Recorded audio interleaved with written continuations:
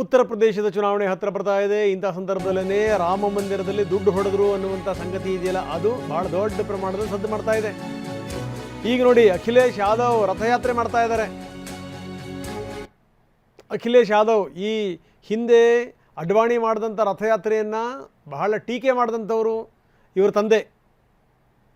ಜೊತೆಗೆ ಪಕ್ಕದ ರಾಜ್ಯದಲ್ಲಿ ಬಿಹಾರದಲ್ಲಿ ಯಾವುದೇ ಕಾರಣಕ್ಕೂ ಒಂದು ಹೆಜ್ಜೆ ಹೋಗೋಕ್ಕೆ ಮುಂದಕ್ಕೆ ಬಿಡಲ್ಲ ಅಂತ ಹೇಳ್ಬಿಟ್ಟು ಅಲ್ಲಿ ಲಾಲು ಪ್ರಸಾದ್ ಯಾದವ್ ಅಲ್ಲಿ ಕಡಿವಾಣ ಹಾಕಿದ್ರು, ಅರೆಸ್ಟ್ ಮಾಡಿಬಿಡ್ತೀವಿ ಅಂತ.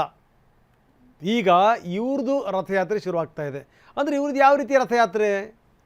ರಾಮ ಮಂದಿರದ ರೀತಿ ರಥಯಾತ್ರೆ ಅಲ್ಲ ಇವ್ರದ್ದು, ಇದು ಬೇರೆದೇ ರೀತಿಯ ರಥಯಾತ್ರೆ. ಏನಪ್ಪ ಅಂದರೆ PDA ರಥಯಾತ್ರೆ.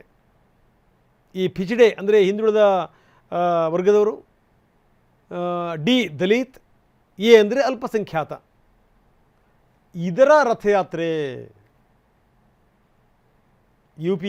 ಯು ಪಿಯ ಪ್ರಮುಖ ದೇವಸ್ಥಾನದಿಂದ ಶುರುವಾಗುತ್ತಂತೆ. ಎಲ್ಲ 403 ವಿಧಾನಸಭಾ ಕ್ಷೇತ್ರಗಳಲ್ಲೂ ಕೂಡ ಇವರು ರಥಯಾತ್ರೆ ಮಾಡ್ತಾರಂತೆ. ಇವ್ರದ್ದೇನು ಘೋಷವಾಕ್ಯ? ಸಂವಿಧಾನ ಬಚಾವೋ, PDA ಬಚಾವೋ. ನೋಡೋಣ ಎಷ್ಟರ ಮಟ್ಟಿಗೆ ಜನ ಇವರಿಗೆ ರೆಸ್ಪಾಂಡ್ ಮಾಡ್ಬೋದು, ನೋಡೋಣ.